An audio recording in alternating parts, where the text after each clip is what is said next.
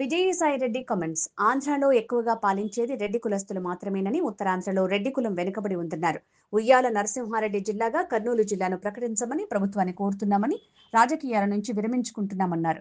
ఏ పార్టీలో కూడా చేరటం లేదని, ప్రతి సామాజిక వర్గానికి మా హయాంలో పూర్తిస్థాయి న్యాయం చేశామని, మా నాయకుడు అనాలోచిత నిర్ణయాల వల్ల నేను రాజకీయాల నుంచి తప్పుకున్నానని అన్నారు. నిబద్ధత లేని వ్యక్తుల మాటలు వినొద్దు అని సలహా ఇచ్చానని, పవన్ కళ్యాణ్కు నాకు స్నేహ సంబంధం మాత్రమే ఉందని అన్నారు. ఎప్పుడూ పవన్ కళ్యాణ్పై నేను కామెంట్ చేసే పరిస్థితి లేదని విజయసాయిరెడ్డి తెలిపారు. నేను ఒక వ్యవసాయదారుణ్ణేనని మరొక్కసారి ఎన్ని కామెంట్స్ అయినా చేయొచ్చు. చాలామంది ఇంటర్నెట్ సోషల్ మీడియా మూలంగా చాలా సెటైర్లన్నీ వేస్తూ ఉన్నారు. ఇవన్నీ కూడా నాకు తెలుసు. ఎప్పుడు మా యొక్క తండ్రి గారు వ్యవసాయవేత్తే, నేను చార్టెడ్ అకౌంటెంట్ అయ్యి ఆ తర్వాత రాజకీయాల్లోకి వచ్చి వివిధ పదవులు చేసిన తర్వాత తిరిగి రాజకీయాల నుంచి విరమించుకోవడం జరిగింది. నేను ఏ పార్టీలో చేరలేదు. కొంతమంది అన్నట్టుగా నేను ఏ ప్రలోభాలకి లొంగలేదు. ఏ పార్టీలో చేరాలని నేను అనుకోలేదు. ఎటువంటి భయాలకు నేను లొంగేవాడిని కాదు. నా మీద చాలా ఒత్తిళ్ళు వచ్చాయి. చాలా ఒత్తిళ్ళు వచ్చాయి. ఆ ఒత్తిళ్ళన్నిటికీ కూడా నేను లొంగలేదు అన్నటువంటి విషయాన్ని పత్రికాముఖంగా నా పాత్రికేయ మిత్రులందరికీ కూడా నేను తెలియజేసుకుంటా ఉన్నా. ఇక మీరు ఏదైనా ప్రశ్నలు అడిగితే నేను జవాబు చెప్తాను.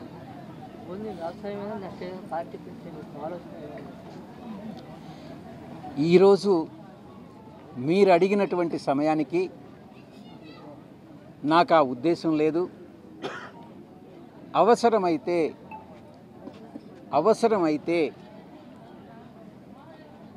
ఈ యొక్క ఆంధ్ర రాష్ట్రంలో పరిపాలన కుంటుపడినా, లేకుంటే నేను రాజకీయాల్లో తిరిగి ప్రవేశించాల్సినటువంటి అవసరం వచ్చినా నేను వెనుకాడను అన్నటువంటి విషయాన్ని నేను తెలియజేస్తాను.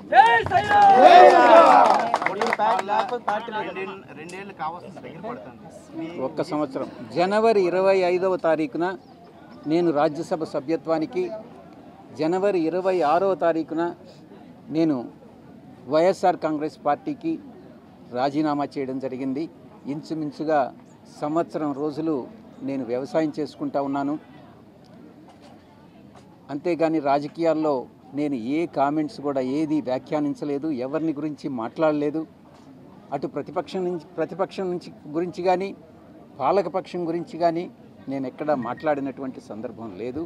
మొట్టమొదటిసారిగా ఈ ఆత్మీయ సమావేశానికి ఇంచుమించుగా సంవత్సరం రోజుల తర్వాత వచ్చి పాత్రికేయ మిత్రులతో నేను మాట్లాడాను. సార్, మీరు ఎంత వ్యవసాయం చేసుకుంటున్నామన్నా గత ప్రభుత్వంలో మీరే సెకండ్ ప్లేస్లో ఉన్నారు. విజయసాయిరెడ్డి అంటే ఒక మారుమోగినటువంటి పేరు. సో ఇప్పుడు ఆ అనుభవంతో ఈ దగ్గర 2 ఏళ్ళు కావస్తున్నటువంటి కూటమి పాలన ఎలా ఉందంటే, ఆ అనుభవంతో విజయసాయిరెడ్డి గారు ఏం చెప్తారు? కూటమి పాలన ఎలా ఉంది, ప్రతిపక్షం పాత్ర ఎలా ఉంది అన్నటువంటిది ఈరోజు నేను చెప్పేటటువంటి పరిస్థితి లేదు. అది అవసరమైనప్పుడు, ఆ సందర్భం వచ్చినప్పుడు తప్పకుండా కూటమి పరిపాలన ఎలా ఉంది, ప్రతిపక్ష పాత్ర ఎలా ఉంది అన్నటువంటిది మీకు తప్పకుండా చెప్తాను.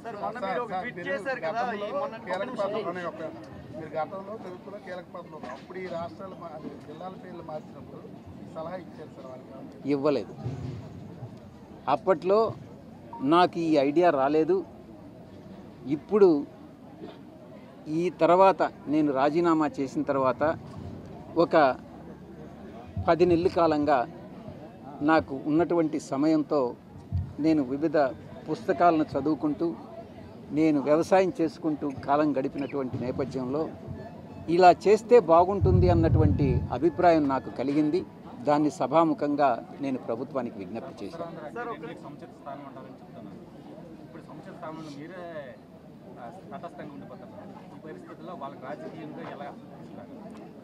నేను సభాముఖంగా ఒకటే తెలియజేసుకున్నా.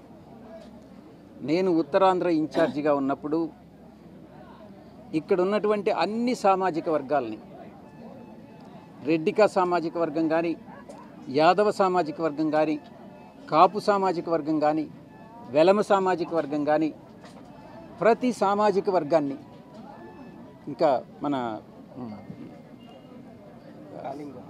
కాళింగ సామాజిక వర్గంలో ఉన్నటువంటి వాళ్ళని కానీ ప్రతి ఒక్కరికి కూడా సముచితమైనటువంటి స్థానం అటు ప్రభుత్వంలోనూ ఇటు పార్టీలోనూ ఉత్తరాంధ్ర ఇన్ఛార్జిగా నేను కల్పించానని గర్వంగా చెప్పుకుంటా ఉన్నా. ఫిషర్మెన్స్కి ముఖ్యంగా ఎక్కడ లేని ప్రాధాన్యత ఇచ్చి యాదవులకి ఒక బీచ్లో ఒక కృష్ణుడి విగ్రహం పెట్టించాను. ఫిషర్మెన్కి మత్స్యకారులకి బీచ్లో ఒక టెంపుల్ కూడా కట్టించాను. ప్లాట్ఫామ్ వేసి టెంపుల్ కట్టించడం జరిగింది వాళ్ళ దేవతలను పూజించుకునేడానికి. నా వంతు కృషి ఉత్తరాంధ్ర ఇన్ఛార్జిగా నేను సంతృప్తికరంగా నిర్వహించాను. కులాలకు అతీతంగా అంటే కుల మత భేదాలు లేకుండా నేను చేశాను అన్నటువంటిది సగర్వంగా నేను చెప్పుకుంటా ఉన్నాను.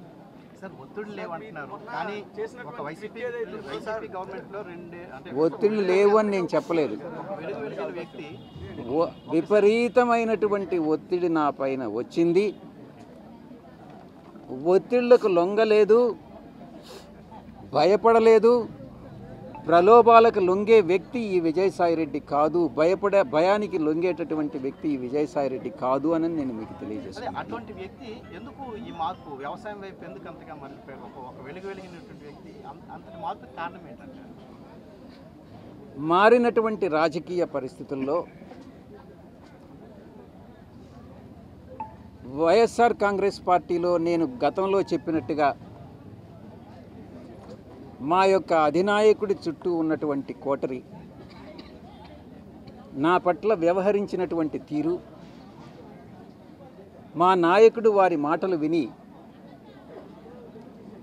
నేను ఒక అంతర్మథనానికి లోనై ఒక నిర్ణయం తీసుకోవడం జరిగింది. అంతేగాని వేరే ఇంకా ఏది కూడా కాదు. సార్, ప్రధానంగా వైసీపీలో మీరు నెంబర్ 2గా ఉన్నారు. జగన్మోహన్ రెడ్డి తర్వాత మీరే. అలాంటి పరిస్థితుల్లో ఇప్పుడు మీరు లేకపోవడంతో ఒక చాలా కార్యకర్తలు కానీ నేతలు కానీ ఒక గ్యాప్ ఉంది అనేటటువంటి దీనిలో ఉన్నారు. వాళ్ళు కూడా చెప్తున్నటువంటి పరిస్థితులు మేము వింటున్నాము. నేను అట్టయితే అలా భావించట్లేదు. జగన్మోహన్ రెడ్డి గారు సమర్థుడు.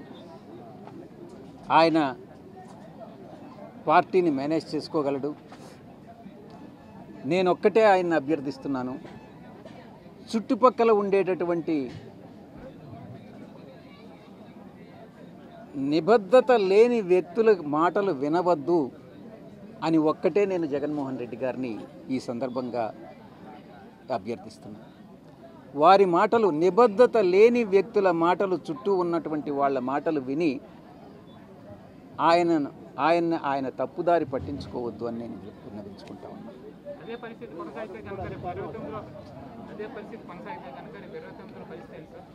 నాకు తెలియదు. నేను భవిష్యత్తు వాడిని నేను వినిపించలేను. నాకు ఆ సామర్థ్యం లేదు. సార్, మీరు మొన్న చేసినటువంటి ట్వీట్ని కూటమి ప్రభుత్వం తమకు అనుకూలంగా వాళ్ళు చెప్తున్నటువంటి పరిస్థితి ఉంది. అసలు మీరు ఆ ట్వీట్ తాలూకా అర్థం ఏంటి? మొన్న సమ్మిట్ తాలూకు నేను ఒకటే చెప్తా ఉన్నా, చాలా ముఖ్యమైనటువంటి విషయం.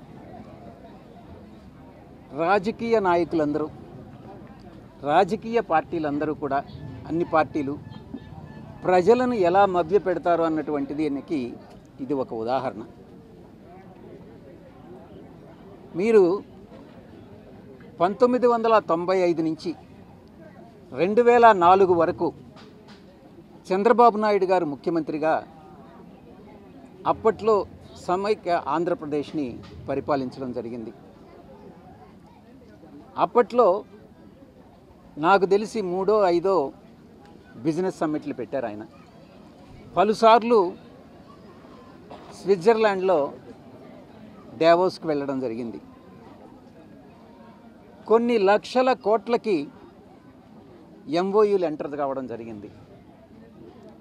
ఆ తరువాత మళ్ళీ తిరిగి 2014లో బాబు గారు అధికారంలోకి వచ్చారు. 2019 వరకు పరిపాలన చేశారు. అప్పుడు కూడా నాకు తెలిసి ఒక 2ో 3ో సమ్మిట్లు పెట్టడం జరిగింది. నాకు గుర్తుండేంత వరకు 13 లక్షల కోట్ల రూపాయల ఎంఓయూలు ఎంటర్ కావడం జరిగింది. ఆ తర్వాత వైఎస్ఆర్సీపీ అధికారంలోకి వచ్చింది 2019లో. 2024 వరకు పరిపాలించింది. అప్పుడు కూడా నాకు తెలిసి ఒక 2 సమ్మిట్లు జరిగాయి. ఈ యొక్క కరోనా పోయిన తర్వాత వైఎస్ఆర్సీపీ హయాంలో కూడా ఇదే రకంగా కొన్ని లక్షల కోట్ల రూపాయల ఎంఓయూలు ఎంటర్ కావడం జరిగింది. ఈ ఎంఓయూల తంతంతా కూడా ఈ ఇన్వెస్టర్ సమ్మిట్ ఏదైతే ఉందో ఇదంతా కూడా ఒక మిథ్య, ఒక ఫార్స్. ఇది ప్రజలను మభ్యపెట్టే దానికోసంగానే రాజకీయ నాయకులు, రాజకీయ పక్షాలు ఉపయోగించుకుంటున్నాయే తప్ప చిత్తశుద్ధితో జెన్యూన్గా నిజంగా ఎంటర్ అయ్యేటటువంటి ఎంఓఈలు చాలా చాలా కొద్దిగా ఉంటాయనని నేను తెలియజేసుకుంటా ఉన్నాను. రీసెంట్గా జరిగినటువంటి ఇన్వెస్టర్ మీట్లో మనకు గుర్తుండే ఉంది. ఇప్పుడు 13 లక్షల కోట్ల రూపాయల నుంచి 600 పైచులకు ఎంఓయూలు ఎంటర్ అయ్యారు. నేను ట్వీట్ కూడా చేశాను. ఆ ట్వీట్ని ఎవరు ఏ రకంగా అన్వయించుకున్నా నాకైతే అభ్యంతరం లేదు. నా యొక్క ఉద్దేశం రాజకీయ నాయకులు, రాజకీయ పక్షాలు ప్రజలను మభ్యపెడుతున్నాయి అన్నటువంటి పాయింట్ని మాత్రం నేను మెసేజ్ని పంపించదలుచుకున్నాను. అది నా యొక్క ఉద్దేశం. సార్, లిక్కర్ స్కామ్ నిందితుడు వాసుదేవ్ రెడ్డి అక్టోబర్గా మారుతారని చెప్పి దాని ఇంపాక్ట్ ఎలా ఉంటుంది సార్ కేసు? ఇది ప్రస్తుతం విచారణలో ఉన్నటువంటి విషయం. దీని గురించి నేనేం మాట్లాడకూడదు. సార్, ఒక మాట ఉంది. రాజకీయంగా ఇక్కడ ఉన్నటువంటి రెడ్డిలకి చైతన్యం కావాలని మీరు కోరారు. దానికి మీ సహాయ సహకారం ఎలా ఉంటాయి? దానికి సంబంధించినటువంటి నాయకుడు ఎవరైనా ఉంటారు? మీరే చూస్తారు కదా, వెయిట్ చేయండి, తొందర ఎందుకు? సార్, ఏ బుక్స్ చదువుతున్నారు? వ్యవసాయం ఏ వ్యవసాయం చేస్తున్నారు? బుక్స్ వల్ల వచ్చిన మార్పులు ఏంటి సార్? ఒక పుస్తక పఠనం అనేటటువంటిది ఒక గొప్ప విషయం. నేను మామూలుగా నాకు ఇంట్రెస్ట్ ఉండే సబ్జెక్టు ఖగోళ శాస్త్రం. నేను ఏదో చార్టెడ్ అకౌంటెంట్ అయ్యాను, కానీ ఎక్కువ పుస్తకాలు నేను ఖగోళ శాస్త్రం గురించి, ఆస్ట్రానమీ గురించి తెలుసుకుంటాను అన్నమాట. కొన్ని పుస్తకాలు చరిత్రను గురించి కూడా నాకు చాలా ఇంట్రెస్ట్ ఉంది. చరిత్ర కానీ, లేకుంటే జియాలజీ కానీ, లేకుంటే జీవరాశుల పరిణామక్రమం కానీ, లేకుంటే ఖగోళ శాస్త్రం గురించి పుస్తకాలు ఎక్కువగా నేను చదువుకుంటాను. దానిలో ఉన్నటువంటి ఆనందం నిజంగా అనిర్వచనీయమైనటువంటిది. గతంలో భీమిల్లో ఇల్లు కట్టుకుంటాను, ఇక్కడ అందుబాటులో ఉంటాను, వ్యవసాయం చేస్తాను. మీకు తెలుసు కదా, భీమిల్లో ఇల్లు కట్టుకోవాలనంటే ఎవరు ఎన్ని ఇబ్బందులు క్రియేట్ చేస్తున్నారని అనేది మీ అందరికీ కూడా తెలుసు, పత్రికా విలేకరులందరికీ. వాటికన్నిటికీ భయపడేటటువంటి వ్యక్తిని కాదు. దాని గురించి నేను వ్యాఖ్యానించను, అది కోర్టు పరిధిలో ఉంది కాబట్టి. సార్, అయితే 2029 పార్టీ తరఫున పోటీ చేసే అవకాశం మీ సొంత పార్టీ ఏమైనా పెడదాం? నేను చెప్పాను కదా, ఈ రోజుకి మీతో మాట్లాడే సమయానికి నాకు ఎటువంటి ఐడియా లేదు. మీరేమన్నా కోరుకుంటున్నారా? మీరేం కోరుకుంటున్నారో చెప్పండి, నేను విని గమనిస్తాను. వైసీపీలో ఉన్న అసంతృప్తివాదులు మీ నాయకత్వాన్ని కోరుకుంటున్నారు. అంటే జగన్మోహన్ రెడ్డి గారు మళ్ళీ పార్టీకి మీ సేవలు అవసరం అందరూ కోరుకుంటున్నారు. ఇప్పుడు కొన్ని ఊహాజనితమైనటువంటి ప్రశ్నలకి నేను జవాబు చెప్పలేను. హైపోథెటికల్ క్వశ్చన్స్ అంటారు వాటిని. కాబట్టి నేను జవాబు చెప్పలేనటువంటి ప్రశ్న. అంటే రెడ్డి అంటే సార్ మీరే చెప్పారు, రెడ్డి అంటే పాలకుడు అని చెప్పి. ఒకప్పుడు పాలించిన వ్యక్తి ఇప్పుడు మళ్ళీ రెడ్డిగా ఉన్నటువంటి వ్యక్తి మరి సైలెంట్ మళ్ళీ పాలకుడు కాకూడదు అని ఏదైనా ఉందా? కాకూడదని కదా, అదే అంటున్నాను సార్. అటువంటి వ్యక్తి ఆ పాలకుడు ఎందుకు స్తబ్దుగా ఉంటున్నాడు? ఎప్పుడు మళ్ళీ ఆ ఛాన్స్ తీసుకుంటారు అని సందర్భానుసారంగా ఎప్పుడు ఏం చేయాలి అన్నటువంటిది ఆ యొక్క మనిషి స్వభావాన్ని బట్టి నిర్ణయించుకోవడం జరుగుతుంది. సో ఈ యొక్క సంవత్సర కాలం పాటు ఈ యొక్క సందర్భాన్ని బట్టి నేను రాజకీయాలకు దూరంగా ఉండాలని ఇప్పటి వరకు నిర్ణయించుకొని ఉన్నాను. అవసరం వస్తే ఆలోచిస్తాను. బీజేపీ నుంచి కానీ జనసేన నుంచి కానీ పిలుపు ఏమైనా వచ్చిందా జాయిన్ అవ్వాలి? ఏ పార్టీలో చేరాలనేటటువంటి ఉద్దేశం ఈరోజు కానీ రకరకాలుగా పేపర్లో మీరే రాశారు. నేనేదో బీజేపీలో చేరిపోతున్నానని, తెలుగుదేశం పార్టీలో చేరిపోతున్నానని, చంద్రబాబు నాయుడు గారితో చేతులు కలిపానని, పవన్ కళ్యాణ్ గారితో చేతులు కలిపానని. ఒక్కటైతే మాత్రం చెప్తాను, పవన్ కళ్యాణ్ గారు నాకు మిత్రుడు. ఈరోజు కాదు, ఒక 20 సంవత్సరాల నుంచి. మా యొక్క స్నేహం వేరే, రాజకీయం వేరే. నేను ఏ రోజు పవన్ కళ్యాణ్ గారిని ఒక్క మాట అనలేదు, భవిష్యత్తులో అనను కూడా. ఇది నా యొక్క దృఢ సంకల్పం, నిర్ణయం. ఇక రాజకీయ రంగ ప్రవేశం అన్నటువంటిది పరిస్థితులను బట్టి ఏ రకంగా నేను నిష్క్రమించానో అవసరమైతే తిరిగి రాజకీయాల్లోకి రావడానికి కూడా నేను సిద్ధంగా ఉన్నాను. బీజేపీ నుంచి కానీ, జనసేనలో కానీ, తెలుగుదేశం నుంచి కానీ, వైఎస్ఆర్సీపీ నుంచి కానీ, కాంగ్రెస్ నుంచి కానీ, కమ్యూనిస్టుల నుంచి కానీ నాకు ఎటువంటి ఆహ్వానము లేదు, నేను చేరే ఉద్దేశము లేదు. సార్, మీ ఇప్పుడే చెప్పినట్టుగా రాజశేఖర రెడ్డి ఏదైతే గురువు గారు అని చెప్పారో, ఆయన కేవీపీ ఎలా అయితే సామీ ఉందో మీకు జగన్ గారికి అంత ఫెవికాల్ బంధం అంటారు. అలాంటి వ్యక్తిని దూరం చేసే వ్యక్తి కోటరీ ఎవరు సార్? అంత వ్యక్తులు ఎవరున్నారు సార్ అవతల వైపు? మీకు తెలిసి నన్ను అడగడం అనేటటువంటిది చాలా అన్యాయమైనటువంటి విషయం. మీకు తెలుసు. ఇప్పుడు ప్లాన్లు మాడిఫై చేయమన్నాను. ప్లాన్స్ మాడిఫై చేసిన తర్వాత ఈ 1.62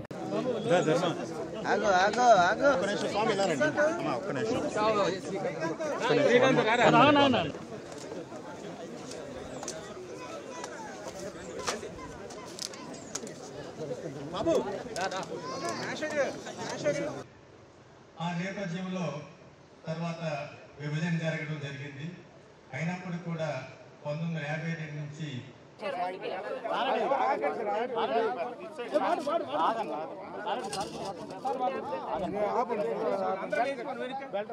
జిల్లాలో 24 సంచులు ఉండేటప్పుడు ఒకే ఒక్క సంచు ప్రెసిడెంట్ గా వెళ్ళేప్పుడు అంటే సానుగోడ సంచు ప్రెసిడెంట్